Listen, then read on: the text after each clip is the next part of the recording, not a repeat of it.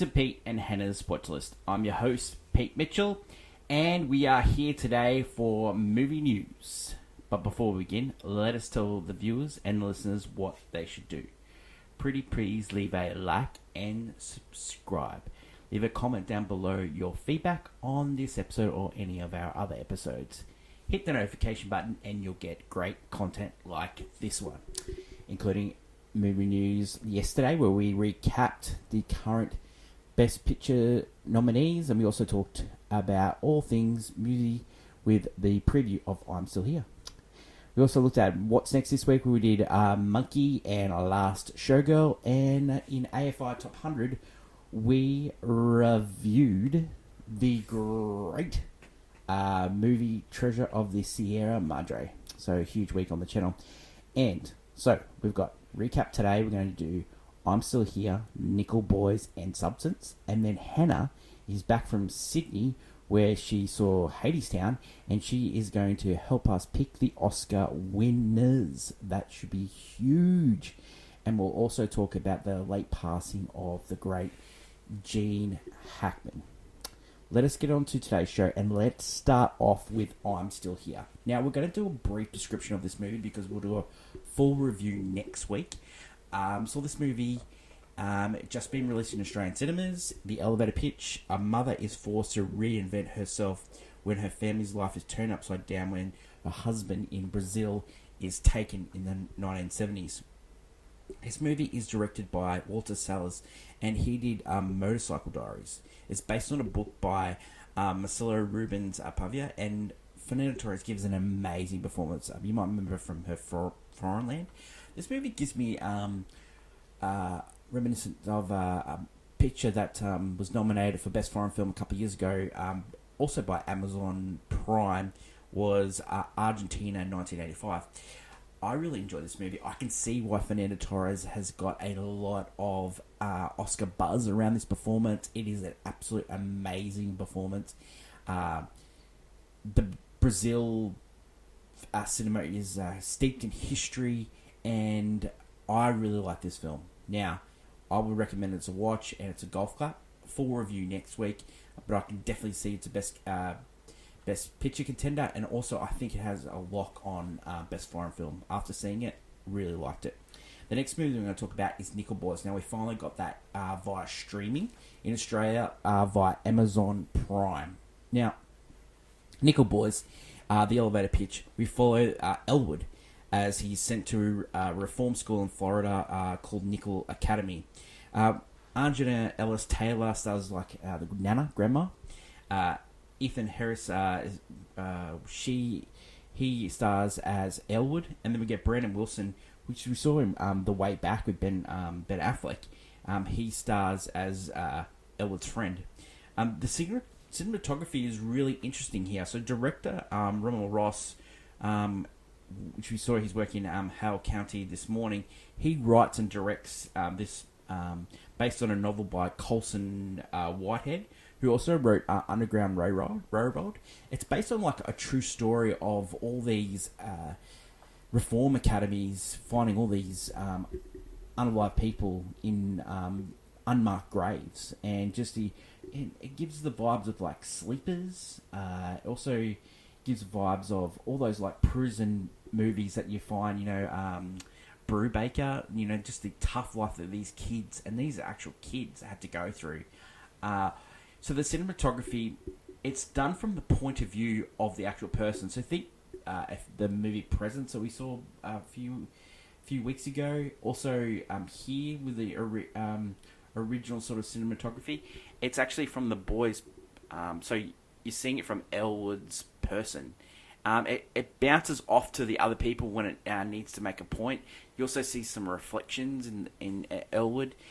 This movie is absolutely heartbreaking. It goes for 2 hours and 20 minutes, and it is just, you just can't stop watching from the screen. The director, Roman Rossi, he does an amazing job in actually like just keeping your attention, and you just want to know what happened to the story. It is harrowing, of course, but it is also boys like sticking together in life. I really enjoy this movie. I think it's a watch. I think it's definitely a golf clap. I really want this movie to do really well. I can see why it's nominated for Best Picture. It's a shame that people said that Sing Sing and this had sort of similar roles. I know they're sort of like set in prison type environments, but I think both of them could have found a way to be nominated here. Both movies are fantastic, but Nicker Boys, you can stream it now on Amazon Prime. The last movie that we're going to recap of all the 10 Best Picture nominees is The Substance. The Substance is directed by Coralie Faujard. She did Revenge. It's about an aging starlet, the elevator pitch, is given the opportunity to make herself younger, but it must force to face the consequences. Dorian Gray think death becomes her. It stars Demi Moore. Demi Moore's favourite for Best Actress.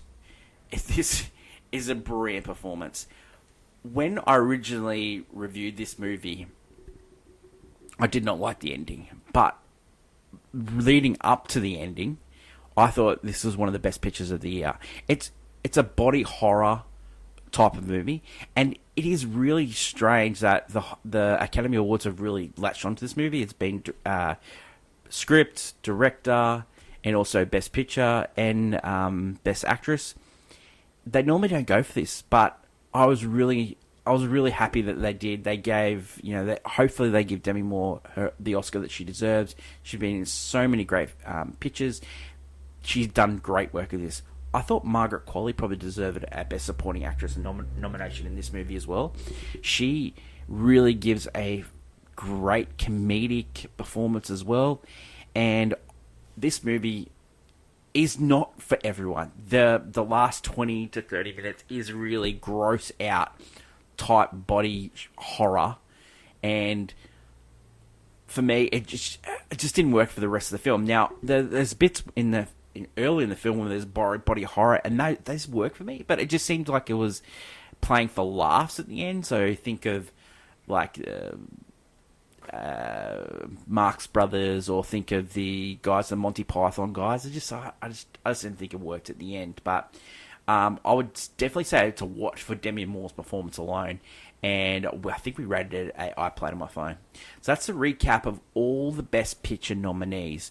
We're going to bring Hannah in now to talk about our selections and who is going to win this year. Hannah won last year.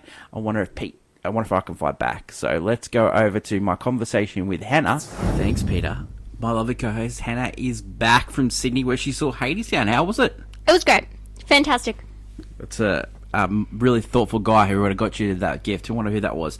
Hen, before we get on to our Oscar should win, will win, let's talk about the great Gene Hackman. Died yesterday, 95, alongside his wife, Betsy Arakawa. What a fantastic actor. We've covered him on the AFI Top 100 with French Connection, Bonnie and Clyde, and Unforgiven. What a legend. Oh, yeah. I love movies such as The Firm. Crimson Tide as well. Crimson Tide. You love that movie. I was a big Hughes fan when I was growing up as a kid. Gene Hackman's favourite movie of his, he was notorious at not watching his films, but his favourite movie he ever did was a movie called Scarecrow with Al Pacino. Really? So yeah, that's one we'll have to put on our list to watch. Okay, Hen, let's get on to our predictions for the Oscars. Don't forget, on Monday we're doing our live reaction show. You can catch it on YouTube, or you can catch up with on the podcast like you are doing now. Yep. Okay, so what we're going to do is we're going to name what will win and what should win. Okay, so we'll start off with writing original screenplay. Nominated Anora, Sean Baker, The Brutalist, Bradley Corbet, and Mona Fastworld. A Real Pain for Jesse Eisenberg, September 5 for Moritz Binder and Tim Felbon, and The Substance for Coraline Forget. I'm predicting will win will be Anora, and mine is should win A Real Pain. Yes.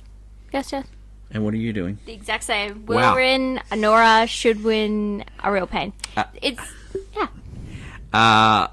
Writing adapted, A Complete Unknown for James Mangold and Jay Cox, Conclave for Peter Strawn, Emilia Perez for Jacques Audiard, Nickel Boys for Rommel Rost and Jocelyn Bain, Sing Sing for Clint Bentley.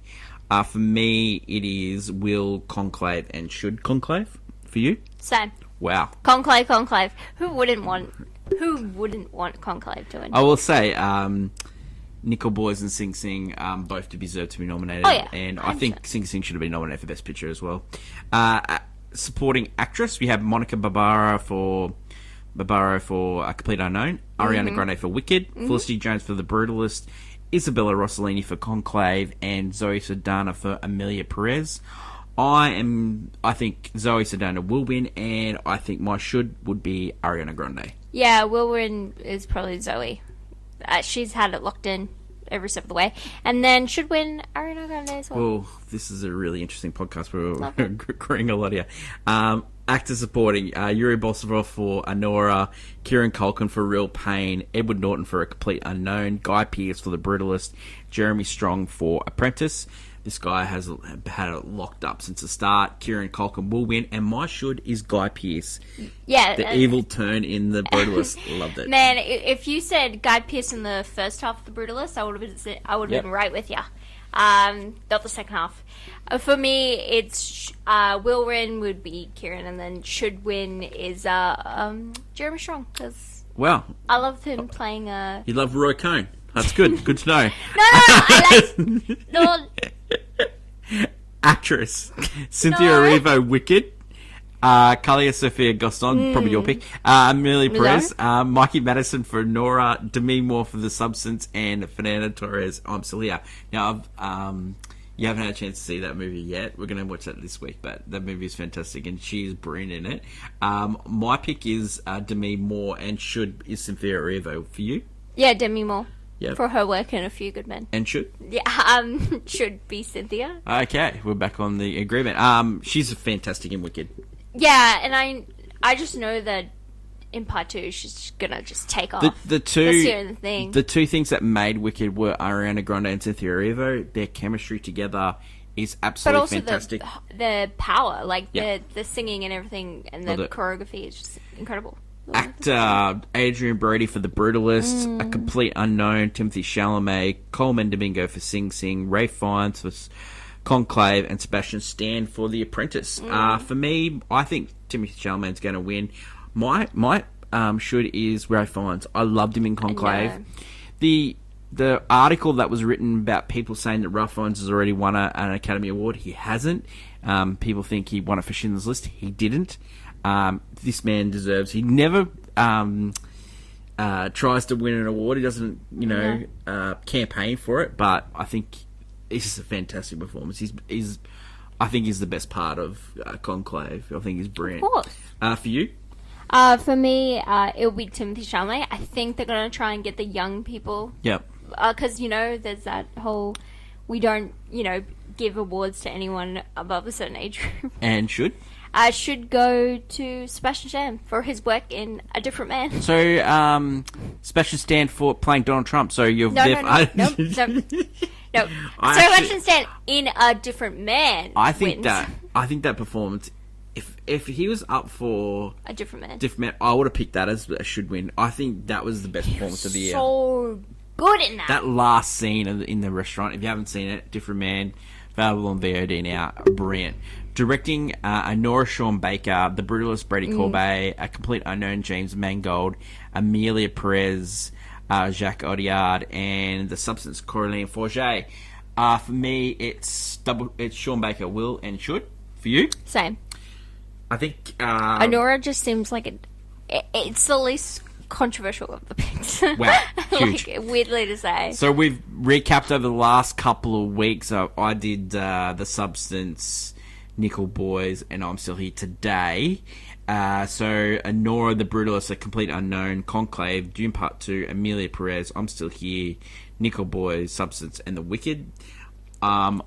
I'm going to zig here. I'm going to go Will is Conclave. I'm going to mix it up because we've agreed. We've agreed everyone. It was, just to let you know, we've agreed, but we actually did it at different times. Yeah. We didn't tell each other until it was ready to film. Yeah, till we were, we exactly alike. Yeah. But yes. So which is, it's not normal because we disagree on these films, as in ratings and stuff. So it's weird that it's come. But I'm going to go Conclave because I love Conclave. I think it's my should win. You've got Anora and Wicked. So if Anora sweeps, you take home the prize for the second year in a row. Yeah.